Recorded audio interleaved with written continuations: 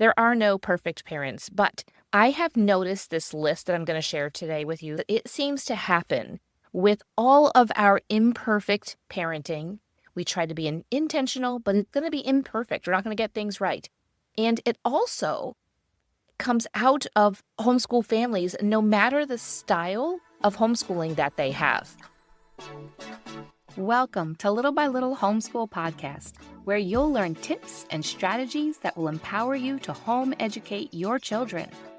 I'm Leigh Nguyen, a homeschool mom of over 12 years, which includes 2 graduates. When I started homeschooling, I was pretty much on my own and was desperate for encouragement and help. My mission is to be a source of encouragement and help to you. Whether you are just beginning your homeschool journey or you're deep into the homeschool lifestyle, Little by Little Homeschool wants to help you stay the course, because all the time you are investing into your children is completely worth it. If you're ready to take your homeschool to new levels, keep listening. I hope that you are having a wonderful summer. Whether that summer means that you have a break from homeschool or you continue going through the homeschool curriculum or just a lighter variation of that through the summer, I hope that it is being a blessing to you and your family. I wanted to remind you that I do have a Q&A episode coming up here soon. And if you have a question, get that in soon, okay? So I can include your question. You can go to the link in the show notes, or you can go ahead and type in bit.ly/homeschool question. So that is spelled bit.ly/homeschool question. And in that form, just drop your question. It is anonymous, and let me know your question, and I will include it in that upcoming Q&A. But let's get into today's episode. I like this topic. Well, obviously, I think I like most of the topics that I talk about, but it's just been something that I have noticed over the years. And my husband and I, we are not perfect parents. That is obvious to us, and hopefully maybe obvious to you, because you know you're not perfect parents either. There are no perfect parents, but I have noticed this list that I'm going to share today with you, some 3 common characteristics of homeschool graduates. I have noticed that it seems to happen with all of our imperfect parenting. We try to be intentional, but it's going to be imperfect. We're not going to get things right. And it also comes out of homeschool families, no matter the style of homeschooling that they have. So that doesn't determine these common characteristics. I see it no matter what the style is. Now, if you're curious as to what is the best homeschool style that fits with your family right now, and you want to be intentional in your homeschool overall, I want to encourage you to go over and check out your homeschool blueprint and get enrolled and start with that today so that you can be on the road to being intentional and having your next homeschool year set up and feeling super confident about your homeschool style as well as all that comes from that. Now, these common characteristics, I also see them amongst the many, besides my children, I see them amongst the many graduates that I know personally, as well as the graduates that I encounter in homeschool communities, going to homeschool conferences or going to conventions or co-ops, and maybe I don't know them really well, but I can see these characteristics. Now, the public at large also tends to notice these characteristics as well. You can ask most any employer of a homeschooler or a college professor or a trade instructor or whomever else might be encountering, whether it is through a job, a career choice, a further education, maybe it's military, maybe it is going to a trade school, or it is somebody who that maybe the homeschool graduate is volunteering with, or it doesn't matter where it is. It could be any job. It could just be a job working, the drive-through of McDonald's or something like that. Or it could be actually their career that they want, or maybe they're an entrepreneur and these are their clients that they service. But you can notice that these people, they notice this at large. Now, let me put in a disclaimer. If you've been around here for a while, you probably have this understanding as well. But if you haven't, let me just put this disclaimer. There are always going to be a diverse outcome when it comes to homeschooling. We're going to homeschool different. Our children are each individual. And so they are maybe going to encompass these characteristics to different degrees. And if you spend any time on Reddit where people are hating on homeschooling, but not always. But it just seems to be the people who had a bad experience. There are families, yes, there are families where kids have a negative outcome to homeschooling, but that isn't because of the home education. That is because of the parenting. So you are listening to this episode because you want to be an intentional homeschool parent, right? And so if you are being an intentional homeschool parent, these, I don't want to put a guarantee. I don't want to put like my stamp guarantee on it, but you will notice these. It doesn't matter if your kids right now are really young. You'll notice this as they get older. Maybe they're getting to be teens. With some effort, these common characteristics really do come out with homeschool graduates. So let's understand that there are going to be, because people will say, well, I knew this one homeschooler. I'm like, okay, that's fine. They might have turned out that way no matter what educational path that their parents chose, because maybe that's just the way the child is, or maybe their parents really did fail them at homeschooling. You are not going to fail your kids at homeschooling because you are working towards not failing. I think as long as you work towards not failing, you will succeed. So let's get into these 3 common characteristics. And when I go into each one of these, I also want to share a few ideas with you because I know you're like, okay, how do I do this in my family? So I want to help you to cultivate with this within your home. So listen for those ideas as well. The first common characteristic that I notice among homeschool graduates is that they are independent. You might notice that as well. And it doesn't matter whether this child is naturally wanting to be independent and they just want to go and do their own thing. They just, overall, homeschool graduates, they don't need somebody step by step micromanaging them. Yes, they can get into a job and it might be their first couple weeks in that job. And yes, someone has to go over with them, step by step of how to do it, but they don't need that person to hand hold them. And there's a lot of hand holding that goes on in school. Think about your own educational background. I remember not knowing which pages to read in the book unless the teacher gave it to us for homework. And as you know, if you went to college, they'll just say, okay, this is the book we're doing, or we're going to be discussing up till this certain page. And you had to manage how many pages to read. I was not prepared for that as well. And I will admit here, I skipped a lot of reading because I wasn't used to doing all this reading. Because also in high school, I skipped a lot of that reading too because it was boring. And my friends would have cliff notes and I would read through the cliff notes so that I didn't have to do the reading. I didn't see any value in it. I didn't see the purpose in it. And I'm sure you feel the same way. But homeschool graduates tend to be independent. They don't need to be constantly micromanaged. They don't wait to be told what to do. They see what needs to be done. Whether this, again, is a job that's fairly new, they might start to see, oh, that needs to happen. And they will step into action. They will go and do the things that need to happen. And they also hopefully are corrective as well. They're used to hopefully being guided and shown what to do, and they can work independently. They don't have to be with others. I think when we are in a school setting, we're so used to being with, say, 20, 30 other kids, and we're just dependent upon doing X amount of pages or doing a certain lab report or a certain paper or something that everybody else is doing. In homeschool, you could have a 17-year-old, a 12-year-old, and a 5-year-old, and they're not dependent upon somebody else doing the same assignments. They're obviously going to be doing different levels of work. And so I notice that homeschool graduates don't need their hands held. They can do their own thing, and they're confident also not to have to do what everyone else is doing. They can be at a job and say, okay, everyone else is just trying to get away with not doing their work. And I'm going to take the initiative and go and do some other things. And I'm going to do what they actually hired me to do. And they also are independent in the fact that choosing their next steps, whether that is a gap year, hint, hint, one of my most favorite things to do for kids, and I highly recommend it. I do have an episode about that. You can go back and check. You can maybe just go and search in your podcast app for gap year and find out about that.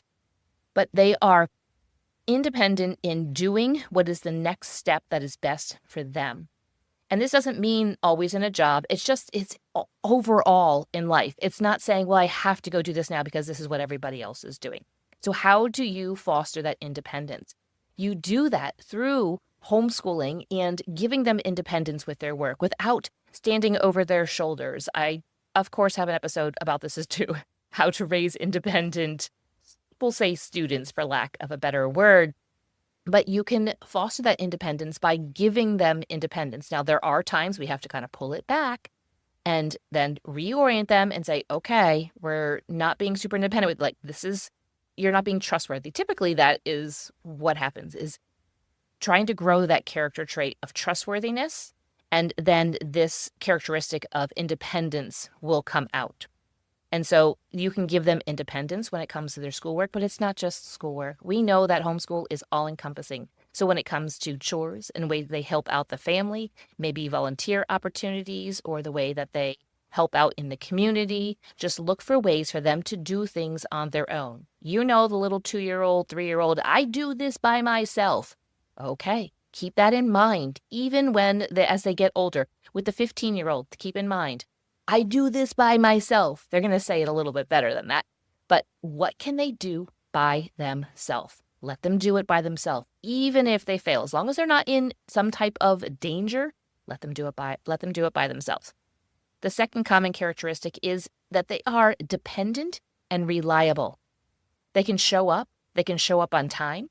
They've been learning how to show up on time. They're not because there's bells and whistles and things that have to go off. Remember being late for class, right? Running down the hallway, getting yelled at for running down the hallway because you literally only had 3 minutes to get across the entire school with your whole stack of books and you're running late. And oh, goodness, what if you have to go to the bathroom too? You just didn't have enough time. But homeschool children can learn how to show up, to be on time. You reverse engineer that, right? You have to get to co-op. So talk to your child.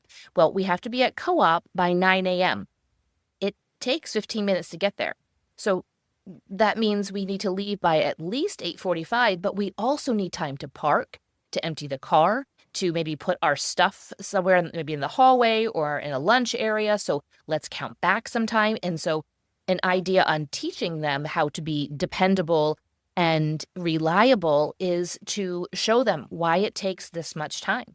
And you will show them for many, many, many years. Our youngest here, when he got his job, I was like, you have to leave by this certain time. And it got to the point where I was still driving him. He didn't have his license yet. And so I would drive him. And so he was there on time. And as he began to drive himself, I just set a hard deadline. I was like, you have to leave. It's very close. Where he was working was very close.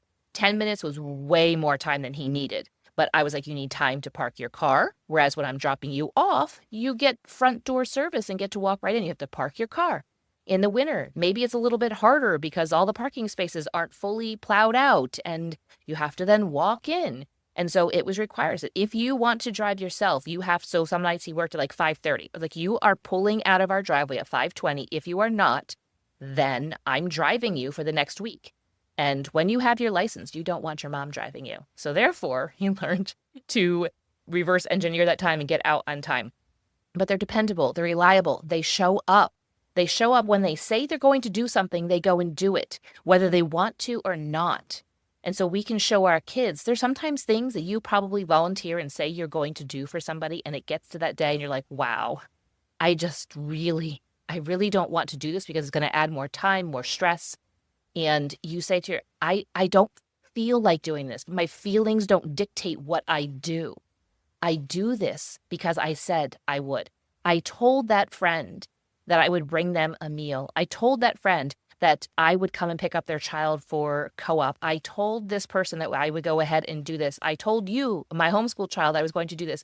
I don't feel like it right now, but I'm going to do it anyway. And that's how they learn this from us. Now, the third common characteristic that I notice, this one's going to sound a little bit weird, but it's that they are comfortable. Do you get that? Comfortable. You're like, what do you mean? Comfortable sitting on the couch? No, they are comfortable in their own skin. They know their abilities. They know their gifts, talents, and abilities. I did do a podcast episode about this, and it's one of my most favorite because we get to show our kids, we get to expose their faults and their sins and show them how to work through that, how to come to Jesus with those things and the growth that they can have, but also those good things, those natural gifts, those natural talents, those natural abilities that God has given them. We can help them to see it And then we can help them to see how they can then use it in the world. And their weaknesses, we can help, those things will be exposed, and we can help them to make those to be stronger. They might not always be a strength, but learning how to work with it. And so they become comfortable in their skin. They also become comfortable around adults and just in the world. All three of my kids, especially during their high school years, that's when it really became more noticeable. They all said to me, verbally out loud said to me, that they enjoy the company of adults a lot more than they enjoy the company of their peers. Now I'm going to say peers at large, and there were homeschoolers that they connected with, and I'm saying peers at large because they just weren't living the same life. That's mostly what it was. And that doesn't mean that the kids in public school, that there's something wrong with them. They just are living a different life than my homeschool kids. And adults are living a similar life to my homeschool kids.